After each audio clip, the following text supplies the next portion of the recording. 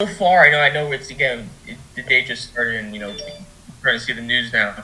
How do you feel so far about the people that you're bringing into the program? I feel really good about the guys we bringing in. I feel again after evaluating our football team and where we need to go, I felt like we added some needs that can come in and help us instantly, which we need some experience that can help our football team. Being a young football team, it was really critical in this recruiting cycle that we get some experience in here to uh, help mix in with the younger guys that we have on our football team. Coach, this the season kind of ended, and the transfer portal went absolutely crazy. You have like feels like 200 kids a day. I think we're actually entering in so little time between the end of the season and now. How does a coaching staff even kind of, I guess to kind of explain to the fans, even begin to prioritize? It almost could feel like a cat with a laser pointer where, you have a group of kids one day, then the next day other kids enter, and it's like, how do you begin to even build a kind of a recruiting board, based on when it changes so much every day? Well, I think hold on real quick. We're letting Richard in. He's waiting. I think recruiting has changed tremendously, and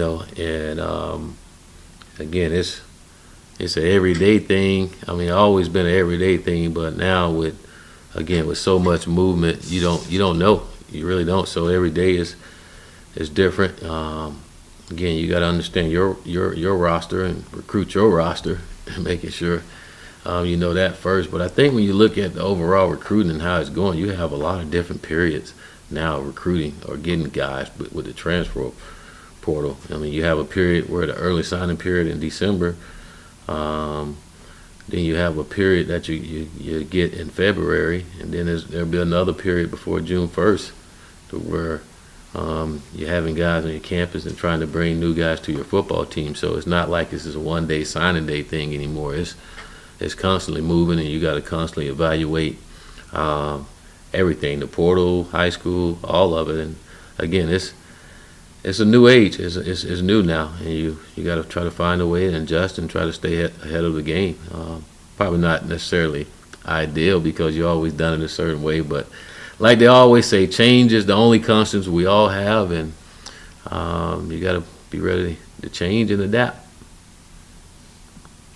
Coach, it just seemed like there was kind of a little bit of an early priority, with some of the kids who signed on filling some of the seniors that left on defense, and then a little bit of priority on getting some pass rushers. Hmm. Just it's something that defense was pretty solid last year, but it just kind of lacked that extra pass rush. Can you talk about a couple of the pass rushers you guys have added today? Well, when we look back, when we look back on our season and where we could be better, again, I think you all too, can realize and understand that we needed to get to the pass. We needed pass rushers, and there were times where it just didn't happen. It didn't happen enough and often as not as it had in the past. And so, getting some pass rushers to help us get to the quarterback would be critical, especially in our conference and the way we play ball in this conference. We got to get guys. We got to get to the quarterback, and so that was important to us. Xavier Peters, a guy that we knew, really good pass rusher, along with Marvin Joseph. Another guy that we knew throughout recruiting before at a past place. Guys that we think can come in and fill and get to the quarterback. Very athletic, um, very quick, fast, and just really good football players. Coach, I had one high school player. Just there's only a couple of them. So far in this early period, I wanted to ask you about kind of a late add-on, and he's Hmm. kind of a fast riser in the recruiting world, and that's Wyatt Sullivan, Hmm. who's just kind of a crazy athlete who can probably play a lot of position. What do you kind of see from him, and where what you guys could possibly do with him? Yeah, I think the sky's the limit for him. I really don't think he's really touched his potential and the things that he can do. Um, from an athletic standpoint, we're planning to play him at receiver. I mean, he's a long guy. He's 6'5", very athletic, very good basketball player as well. But like you said, he's a guy that can play anywhere on the football field, but we're planning to play him at receiver and go from there. But a guy that has, like you say, a lot of potential ahead of him, great frame, and give us some length out at the receiver position, which will be very helpful.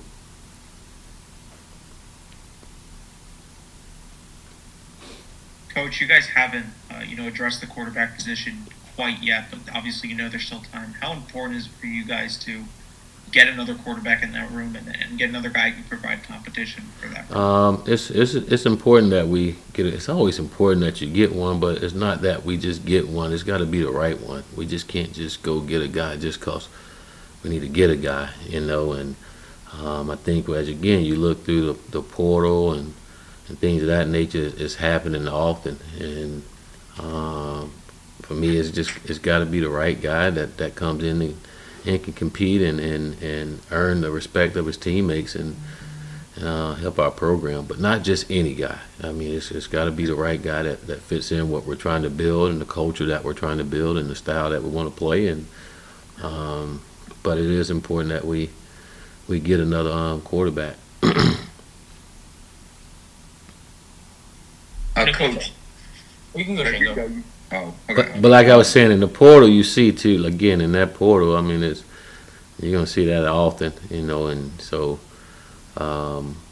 we got to continue to work and make sure we're working that part as well to get the right guy in here.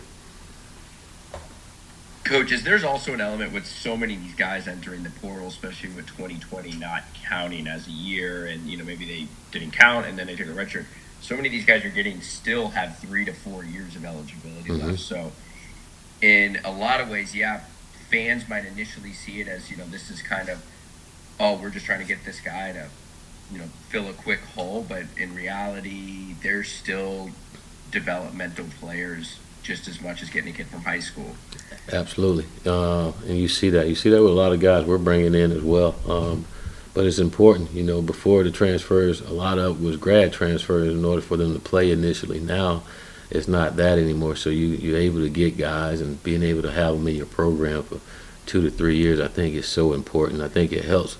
Again, initially you think about, okay, transfer portal, you're not able to develop guys anymore. But when you bring guys in that have 2 to 3 years, you still can develop them to be what they need to be. So I think that's important. When doing it, again, there's gonna be times where there's needs that you have to fill, but when you can get guys that have 2 to 3 years, I think it helps as you continue to build your program and develop the culture that you want. It helps having guys that can be there for a while and help you develop that. Coach, a couple guys you get here from Florida State, obviously your former job there, and one of them I want to kind of touch on is Julian McCrae, linebacker, a guy that you were there with. So what have you seen from him in his sort of tenure with Florida State that's going to make him such an impact player here with the Owls? Well, I think a lot of it is we recruited Jaleel out of high school. So for us, knowing everything we did and why we recruited him to Florida State to come play for us, is a big reason why we feel like he can come here and help us in an area that, again, we need some players with the guys that just left that can come in and help compete and try to earn himself a job at the inside linebacker position. But Jaleel's a really good athlete. He played at IMG, and he's a smart football player. Again, he was a freshman before we left and was developing the way that we thought he could. And again, knowing the person that he is and the kind of athlete that he is, and with good coaching, he can continue to develop as a football player and help us. He, again, is another individual that has multiple years of eligibility left. So getting him in our program and, again, being able to coach him and continue to develop, we thought would be great for us. And again, in the area that we need some more depth in. Coach, a few players I don't want fans to kind of forget about, and this worked out in FAU's favor last year, was the Grayshirt. Yes. I guess 2021 that count towards this year. We saw that was successful with a player like Jaden Wheeler, Yes. who kind of waited and then had all spring and summer, and he was a major contributor. Can you just talk about maybe a couple of those guys and maybe a little bit of the strategy behind the Grayshirt and getting now some of these players from who've been out of high school for a year in and them having a full year? Well, I tell you, again, like you said, it worked out for Jaden last year, and we're hoping the same thing with our guys coming in this year. A lot of guys from here in the what we call state of FAU. You got O-lineman Okino King from Miami that we think is going to be a good player for us coming in. I think we have about 4 guys. You got Brandon from American Heritage, receiver. He's a guy. He's kind of like Wyatt.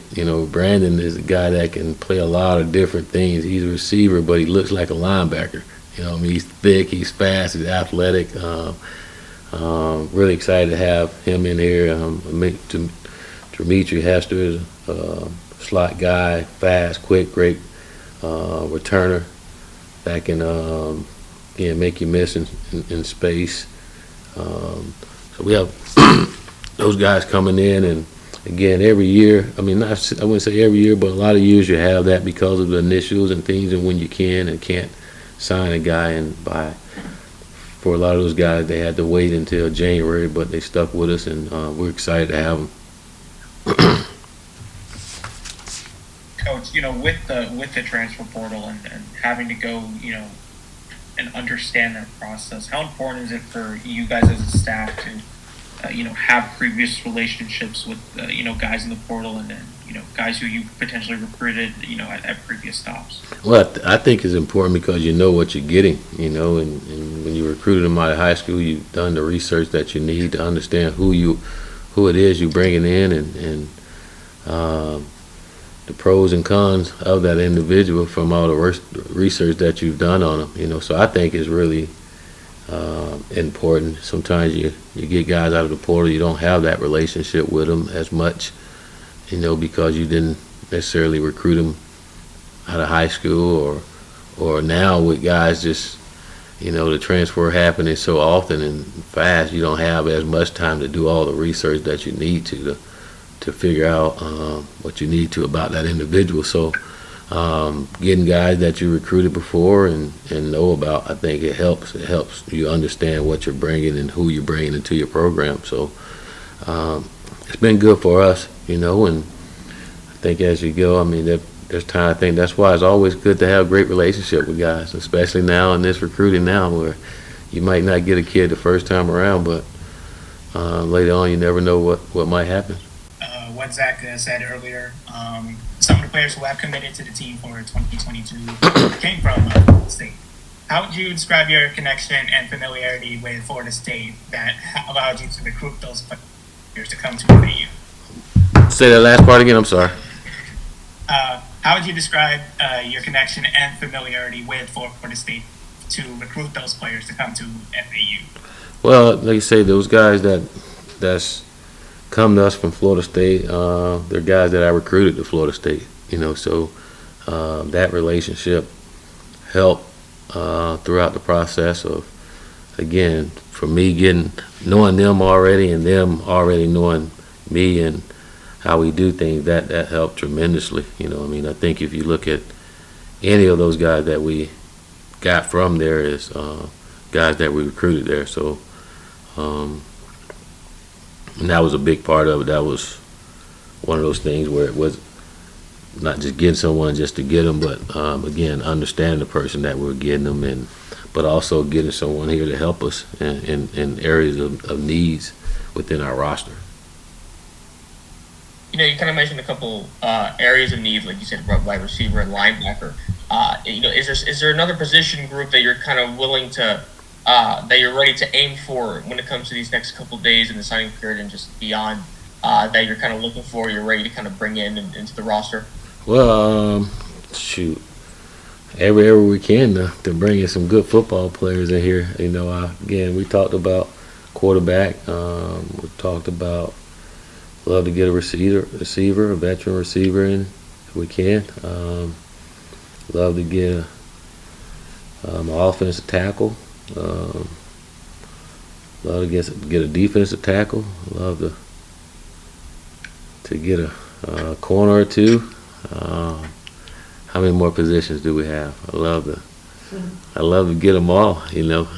Again, we're trying to boost our roster. Make it better.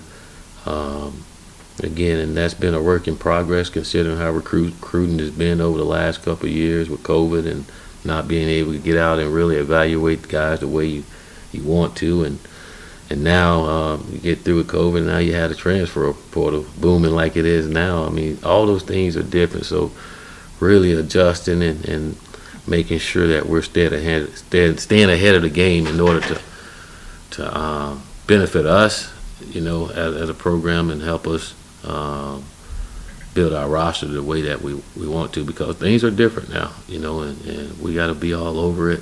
And again, there's so many moving parts and so many open windows to where you can and can't get guys, so you got to be on top of it when it happens, but also understanding those things are going to happen. You're going to have that after the season, the portal, you're going to have it after spring ball. You got the early signing period, you got the February signing period, you get to sign guys before June 1st. I mean, it's different now, and again, you better understand it and try your best to do a great job of utilizing it to best fit your program.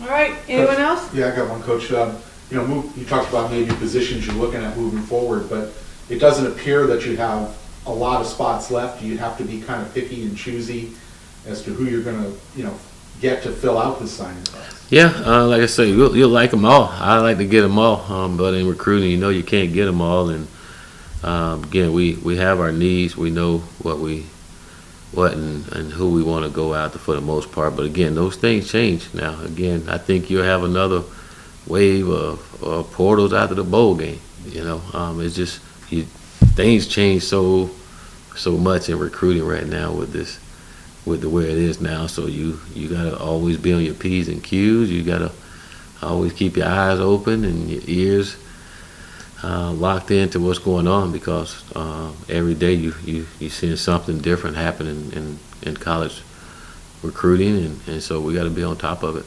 And lastly, you talked during the season about how many young guys you do have on the roster, freshmen, redshirt freshmen, sophomores. Is this class, you're looking more along the lines of plug and play type of guys as opposed to, guys coming out of high school? Well, I wouldn't necessarily call them plug and play. Like you say, you have some of these guys coming in have 2 to 3 years, so they're still developing and becoming a play. I think just building our roster with good football players that can come in and compete for a job, try to take someone's job, and for our current guys to keep their jobs, But I think overall, bringing guys in to help with our roster. You look at our roster right now, I mean, about 75% of our guys from last year have 2 to 3 years of eligibility left. That's a young football team, so bringing in some guys to help with that, bringing in some experience to help with that is really critical for us, and as we continue to build our program.